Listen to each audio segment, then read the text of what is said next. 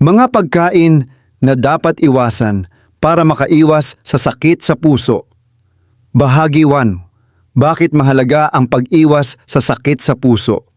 Sa pagtanda natin, kasabay ng pagdami ng karanasan ay ang pagtaas din ng panganib sa ilang malulubhang karamdaman at isa na rito ang sakit sa puso. Ayon sa mga pag-aaral sa kalusugan, ang sakit sa puso ang nangungunang sanhi ng pagkamatay sa mga taong edad 60 pataas.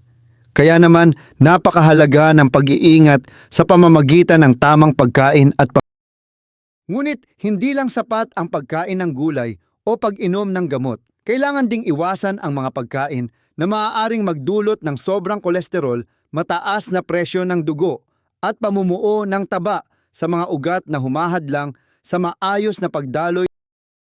Sa seryeng ito, tatalakayin natin ang mga pagkain na dapat mong iwasan bilang senior citizen upang mapanatili ang malusog na puso at katawan. Pero bago tayo tumungo sa mga partikular na pagkain, unawain muna natin kung bakit mas madaling tamaan ng sakit sa puso ang mga paalala bago tayo magpatuloy. Hindi natin sinasabing bawal na ang lahat ng paborito mong pagkain. Pero kailangan natin magkaroon ng balanse at disiplina. Sa mga susunod na bahagi ilalahad ko ang mga partikular na pagkain na mas mainam iwasan at bibigyan kita ng mas malusog na mga pagkain na dapat iwasan para makaiwas sa sakit sa puso. Bahagi 2. Mga uri ng pagkaing mataas sa taba na dapat iwasan. Isa sa mga pangunahing kalaban ng ating puso ay ang sobrang taba sa pagkain, lalo na ang tinatawag na saturated fat at trans fat. Kapag madalas natin itong kinakain, tumataas ang antas ng masamang kolesterol LDL sa dugo na siyang nagdudulot ng pagbara sa ugat at posibleng atake sa puso. Narito ang mga pagkain na mataas sa taba na dapat iwasan o 1. Matabang karne, fatty cuts of meat, mga baboy, kambing o baka na hindi balat. Bakit delikado mataas ang saturated fat ng mga ito? Kahit masarap ang labis na pagkonsumo, ay nagpapataas ng kolesterol at tumutulong sa pamumuo ng taba sa ano ang piliin ang lean meat o gamitin ang isda gaya ng bangus, tamban o salmon. May omega-3 na mabuti. Iwasan ang pagkaing pinirito, fried foods, mga fried chicken, lumpia, French fries, chicharon banana. Bakit delikado? Kapag nagprito sa mantika, lalo na paulit-ulit na gamit, nagkakaroon ng trans fat ang pagkain. Ito ay mas masama pa kaysa sa saturated. Ano ang gamitin ang air fryer, i-steam, i-grill o i-bake. Gumamit ng mas kaunting mantika at piliin ang olive oil o canola oil. Top 3. Mantika, mantikilya at margarine. Mga lard, mantika galing sa taba. Butter, margarine, lalo na ang hindi trans. Bakit delikado? Ang mga ito ay naglalaman ng saturated fat at trans fat. Kahit konti lang ang gamit kung araw-araw ay nakasasama rin. Ano ang gumamit ng olive oil, avocado oil o coconut oil sa katamtam. Kung magmamantika, huwag paulit. 4. Baked goods at processed snacks. Mga ensaymada, biscuit, cookies, crackers na may hydrogen. Bakit delikado? Karaniwan silang may trans fat at sobrang asukal. Nakadaragdag ito sa taba sa tiyan at panganib. Ano ang gumawa ng sariling baked goods gamit ang masustansyang sangkap whole wheat flour. Kumain ng prutas bilang 5.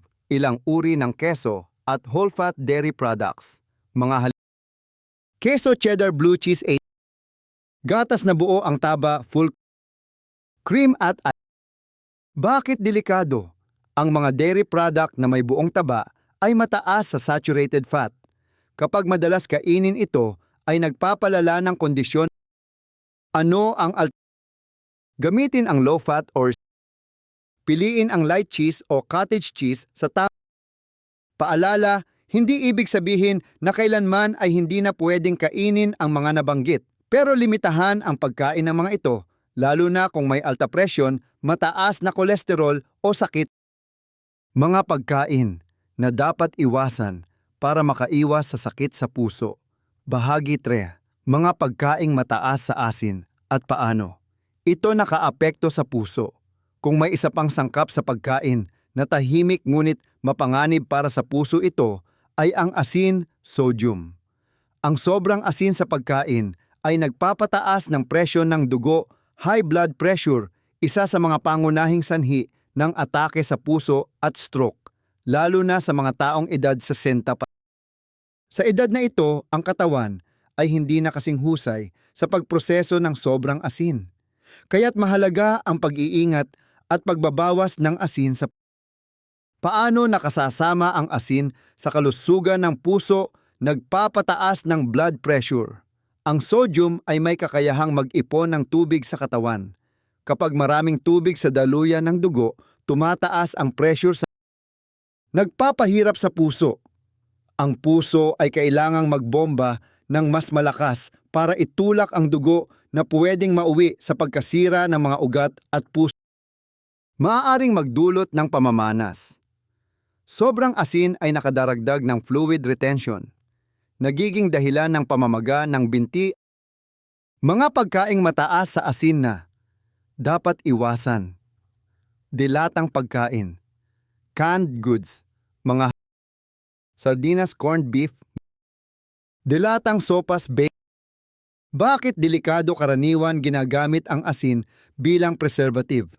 Sa isang lata minsan ay halos kalahati na ng inirerekomendang sodium para sa isang. Ano ang piliin ang mga low sodium o no sodium. Hugasan muna sa tubig ang dilata bago. 2 instant noodles at ready-to-eat meals.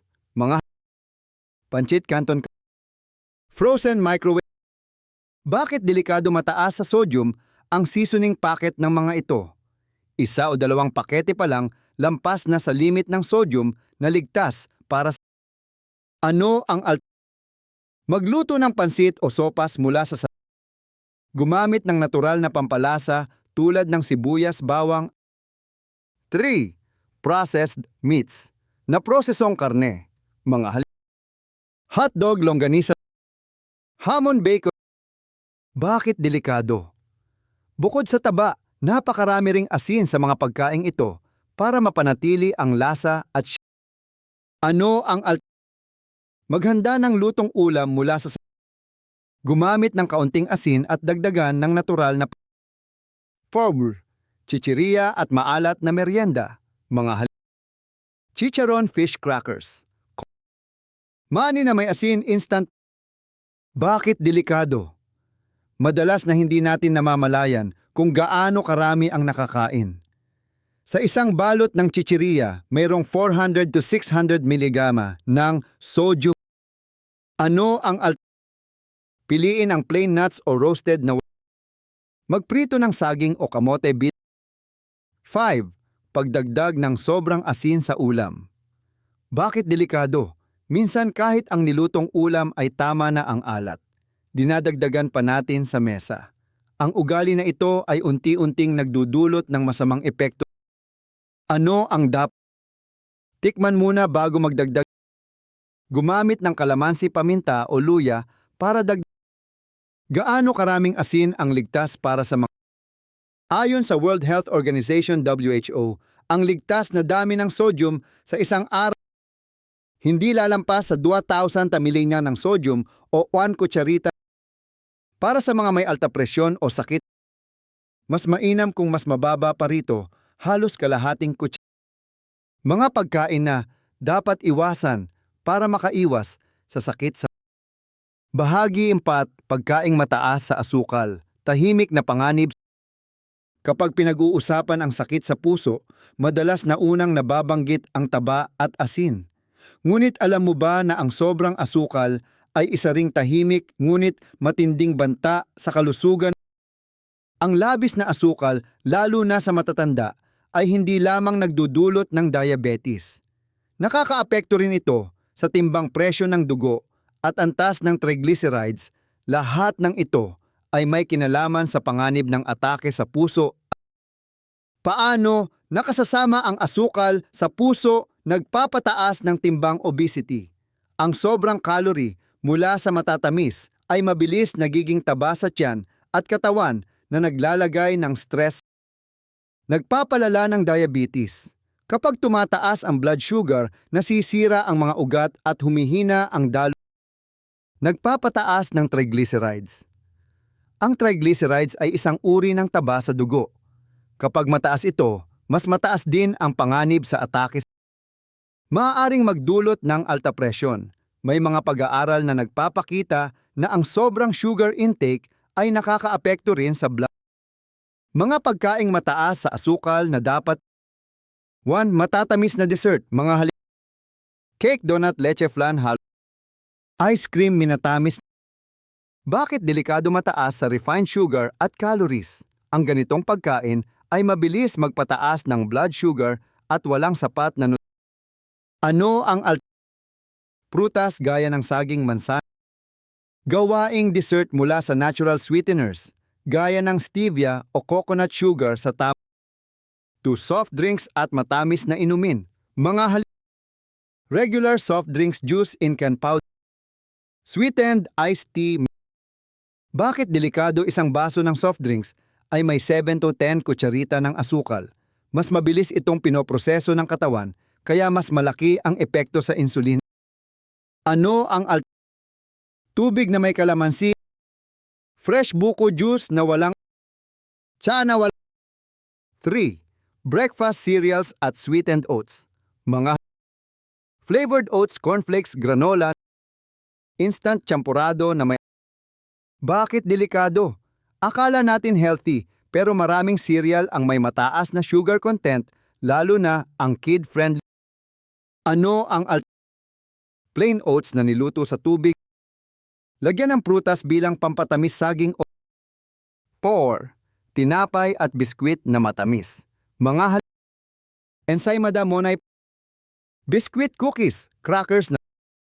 Bakit delikado? Bukod sa sugar, kadalasan ay may trans fat at white flour pa na mabilis i-convert sa. Ano ang whole tinapay na walang palam, prutas na may peanut butter bilang 5. Mataas sa condensed milk at syrup, mga kape na may matamis, gatas na evap o condensed sa syrup sa pancake. Bakit delikado? Ang condensed milk ay puro asukal halos at ang syrup ay halos purong sugar din. Kapag araw-araw ito, mabilis ang epekto sa blood sugar. Ano ang gumamit ng gatas na lagyan ng cinnamon, vanilla o prutas para Gaano karaming asukal ang ligtas para sa mga senior? Ayon sa rekomendasyon ng American Heart Association, para sa matatanda, hindi hihigit sa 25 gramos na kutsarita ng added sugar. Mas ligtas kung babawasan pa, lalo na kung may diabetes o problema. Mga pagkain na dapat iwasan para makaiwas sa sakit.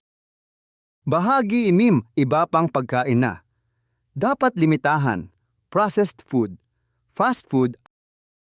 Bukod sa sobrang taba, asin at asukal, may iba pang klase ng pagkain na nakaaapekto sa puso, lalo na kapag madalas itong kinakain ng mga taong edad 60 pataas. Ang mga ito ay karaniwang tinatawag na processed food o mga pagkaing dumaan sa matinding pagpoproseso. Kadalasang may preservatives, additives at artificial Ang mga sangkap na ito ay hindi likas sa katawan at maaari ring magdulot ng pamamaga, inflammation, pagtaas ng kolesterol at iba pang kondisyon na nakasasama sa 1. Fast food at pagkaing pritong komersyal. Mga burger, fried chicken, pizza, hotdog, sandwich. Bakit delikado mataas sa saturated fat, trans fat, asin at asukal? Bukod pa roon, madalas itong pinirito sa reused oil na masama sa daluyan. Ano ang magluto sa bahay gamit ang gumawa ng homemade na sandwich gamit ang whole wheat bread at to processed food at pagkaing may preservatives, mga instant pancit canton, packaged meat ham bacon, ready-to-eat meals sa convenience. Bakit delikado? Bukod sa sodium, marami sa mga pagkaing ito ay may nitrate, isang kemikal na ginagamit sa pagpreserba ng karne. Nakauugnay ito sa panganib ng kanser at sakit.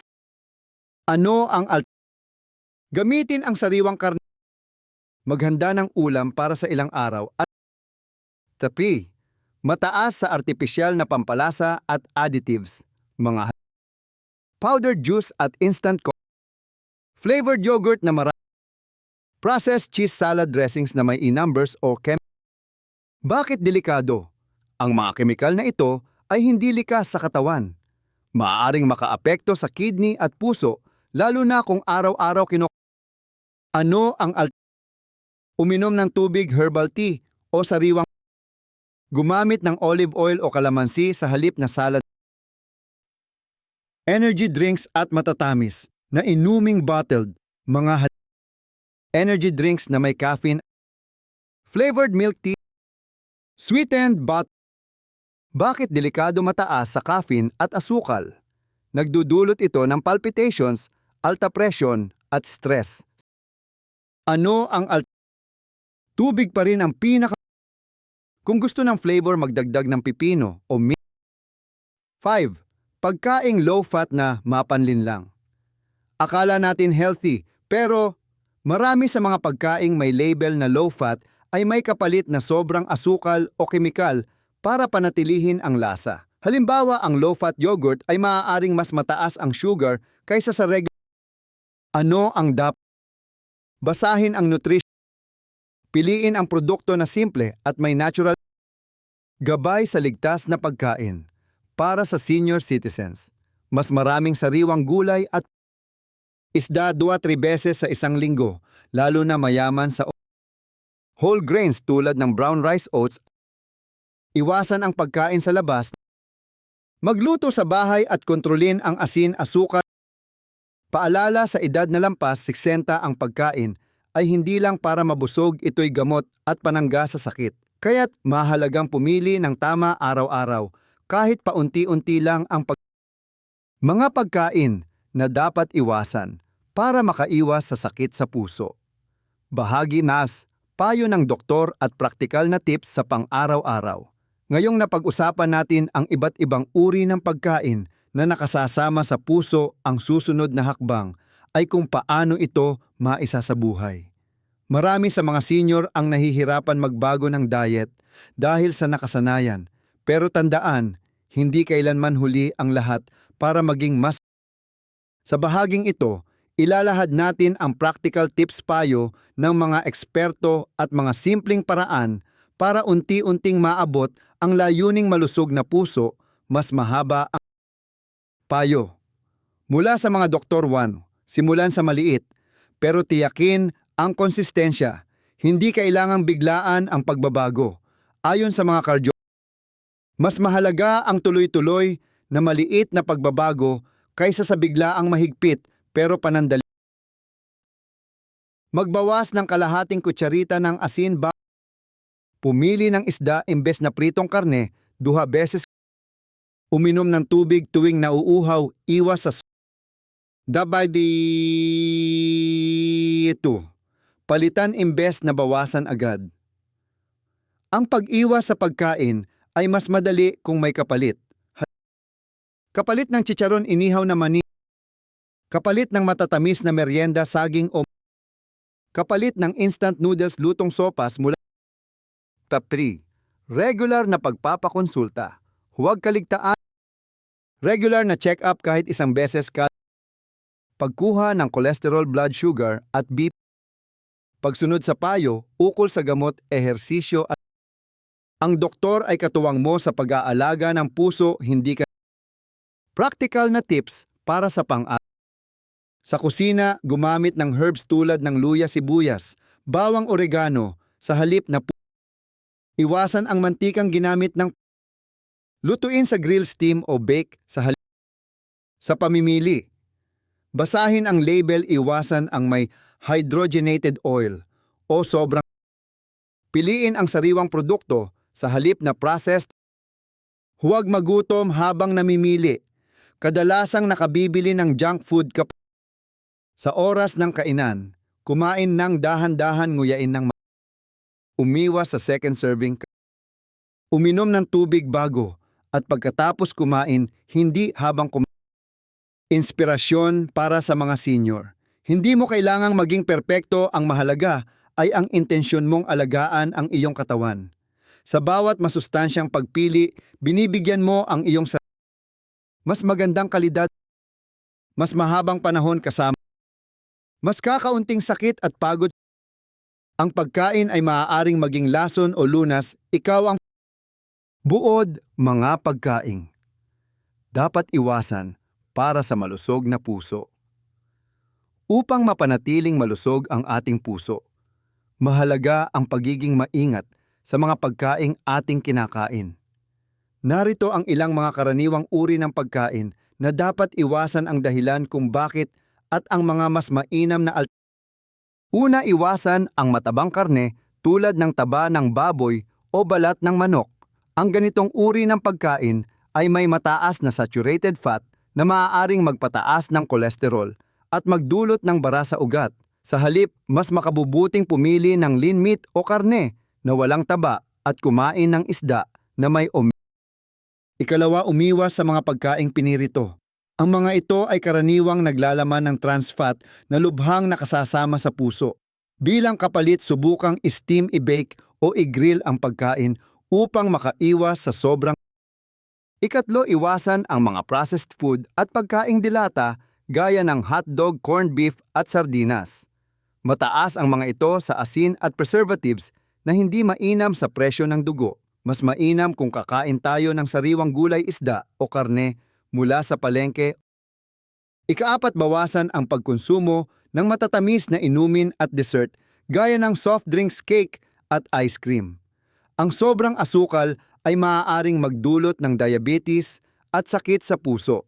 Ang mas ligtas na alternatibo ay ang pagkain ng sariwang prutas, pag-inom ng tubig o Ikalima, limitahan ang pagkain ng fast food gaya ng burger, fries at fried chicken. Ang mga ito ay kadalasang mataas sa taba, asin, asukal at mga artificial additives.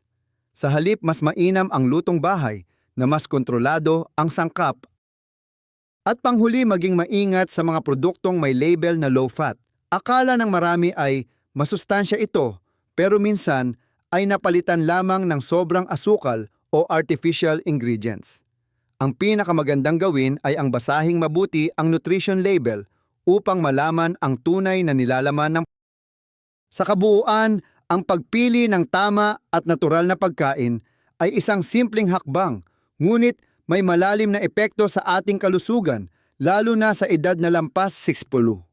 Ang puso ay nagsisilbing makina ng katawan, alagaan natin ito sa bawat kutsara. Ang pagiging astenta pataas ay hindi dahilan para pabayaan ang sarili, bagkus ito ang panahon para mas pagtuunan ng pansin ang kalusugan. Sa pamamagitan ng tamang pagkain, kaunting galaw at pag-iwas sa masama sa puso, posible ang mas masaya at aktibong buhay sa senior years. Sa bawat hakbang, piliin mong alagaan ang iyong puso dahil ito ang iyong buhay.